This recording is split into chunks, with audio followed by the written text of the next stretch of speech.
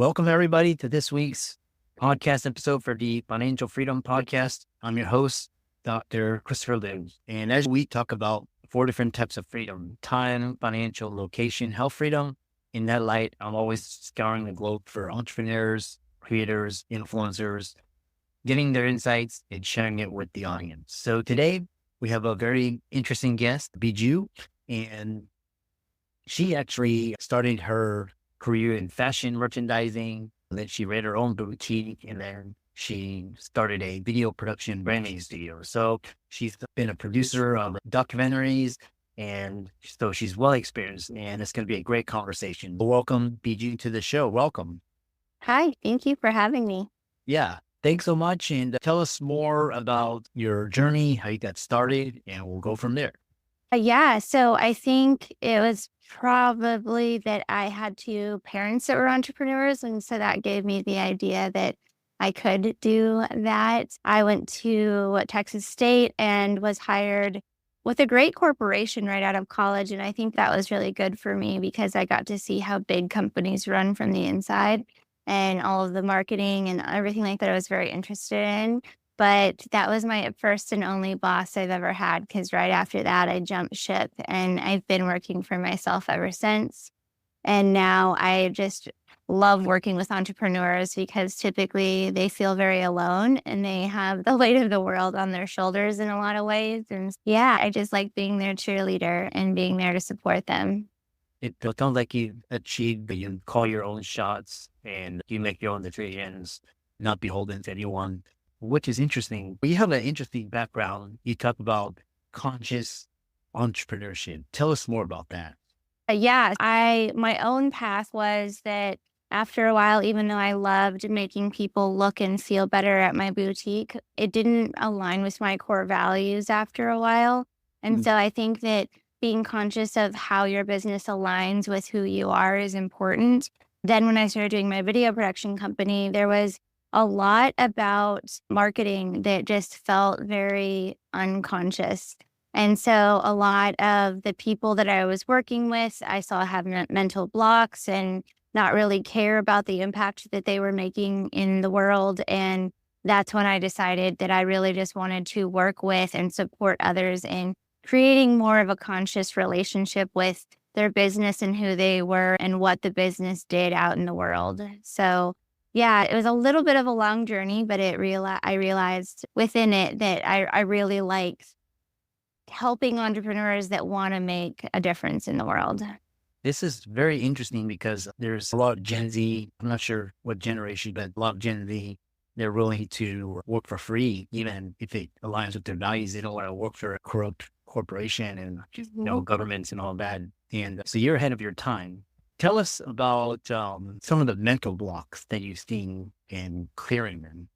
Yeah, there's so many. There's perfectionism. Many of the things that make you a great entrepreneur just aren't sustainable over time or will limit you over time. They'll help you plateau over time. And that's imposter syndrome and perfectionism, worthiness, and just fear in general of being big and being authentic and being yourself.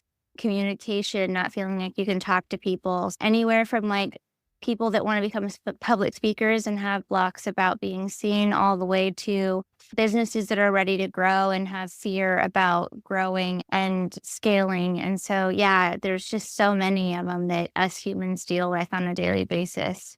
And how do you help by clearing them? Is it some of the techniques, or how do you help people to clear those blocks? So I started doing coaching and branding work and like story work before I started getting into the psychedelic space. But I realized when working and coaching with entrepreneurs that a lot of the times these narratives are very embedded, or it's past programming, or it might have been a past experience that stuck with them. And finding those in a very open and slightly altered state helps you then go in and basically take that narrative out and replace it with something else that actually aligns with how you feel nowadays.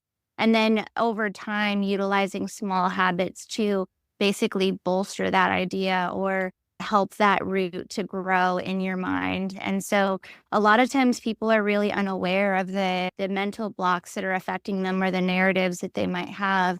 And so sometimes even just bringing them to light allows them to evaporate or to understand, how am I going to support myself in changing this idea that I have?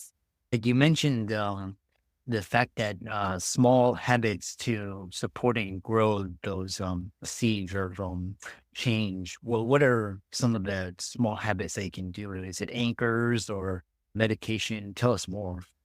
Yeah, it really depends on what seed we're planting. So a lot of the times that if someone's dealing with unprocessed emotion, then journaling is a great way of doing it. Having hard conversations with the people that they love, having conversations with me, processing emotion and letting yourself cry or get angry about things so that it doesn't shut you down and affect you in the rest of your life. Or it could be things like writing new stories about yourself and reading them over and over again. It can be listening to messages that you've created about yourself as you go to sleep. It can be getting reflections from other people. So, joining really supportive groups and doing what you desire to do in front of them and getting their reflections and seeing that people actually appreciate and enjoy you. Yeah, there's a million things that you can do, tiny little habits that just show yourself that you care about yourself and that change is possible and that what you desire is attainable. Interesting. I've heard this idea, this thing of processing emotions. Can you expand upon that idea more? I'm trying to Mhm. just get a better sense of what that means. Absolutely. I think now, and I still know that I have room to grow, but now I have a sense of calmness and confidence and just peace that I didn't really have before. And this newfound feeling that I have allows me to show up in the world in a different way, which then allows the world to show up to me in a different way. So before, I think I was really shut down because I had a lot of pain and anger and sadness and frustration that I had never dealt with because I didn't know how to process it in a healthy way. Mhm. And so when I was able to process that, I just literally show up in the world in a different way. And so I have deeper conversations with people. I'm in a better mood. I have the confidence to go out and do things that I didn't before. And yeah, I feel like those unprocessed emotions are really big blocks for people in their businesses and in even their love lives. You've opened a large can of worms, and then, but one thing is you talk about is soulful branding. What do you mean by that? I found whenever I was working in the branding and marketing world that a lot of times entrepreneurs, especially, feel the need to go with the trends. Like, what is everyone else doing? What is the successful person doing? And instead of it aligning with who they are, they'll try to mimic other things. And they typically fall short or fall flat in that sense because it's not truly who they are. And so helping them to get more like aligned with the messaging and the branding that they're trying to put out in the world will allow the people that are literally supposed to work with them to be attracted to that energy or that look or those words. And yeah, some of the things that I help some of the entrepreneurs that I work with is like, what does your brand look like? How do you are you personally showing up in the world for yourself as an on-ramp to your brand? There's just so many things that I think entrepreneurs aren't thinking about when it comes to showing up publicly. Yeah, interesting.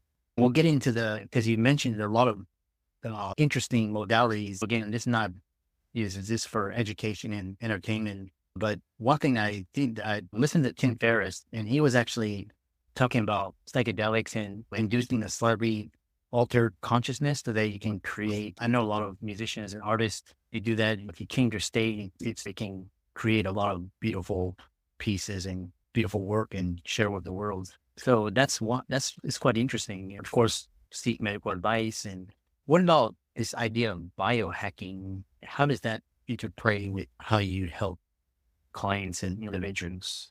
So I was a big into biohacking myself for a while. Anything that was a wearable tech or a supplement or a technique, I really was trying very hard to support myself in becoming the person that I desired to be. And so I went hard in the paint, as they say. And I think that's why I stumbled upon psychedelics, in the sense that a lot of the Silicon Valley guys were utilizing this in very small doses to see the problems of their business in an innovative way, or to get into a flow state a little easier than they typically are able to.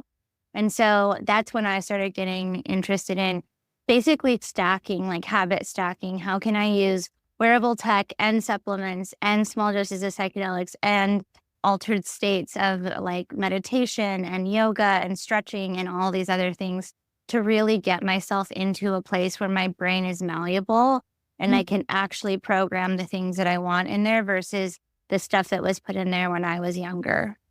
Yeah. Very interesting. And then how do you incorporate all of these? Because you eventually, what I was interested is in, you've been the producer of a Netflix documentary called The Gentleman Driver. I have to go check that out. And you help it with relationships, love, and tell us more about that. Yeah, so the documentary was really interesting to me because I was always trying to find out how the successful got successful. We were able to talk to millionaires and billionaires that essentially are high-powered businessmen that moonlight as race car drivers. And when they're going 200 miles an hour in a car is the only time where they really, like, their brain will slow down and they'll get into a flow state. But in interviewing them, I found out that they still dealt with imposter syndrome. They still dealt with procrastination and stress and lack of sleep. And so that was eye-opening to me, that even when someone is arguably extremely successful, that they would still struggle with all of these things.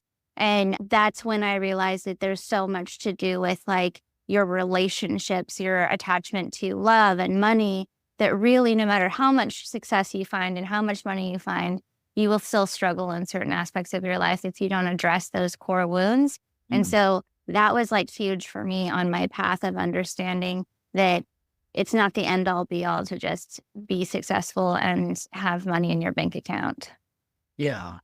I was listening to this one interview, billionaire tech entrepreneur. And what's interesting is he says that money magnifies your problems. Whatever you dealt with as a kid or whatever, it just makes it worse. If you're a good person, it helps you do better. If you had issues, it's gonna be a spiral down, which is quite interesting. He said you have to shift from, once you achieve this level, you have to shift from running away to running towards something like love or abundance or giving, sharing, all those.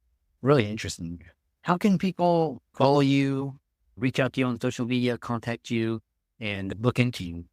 Yeah, so I'm really active on Instagram.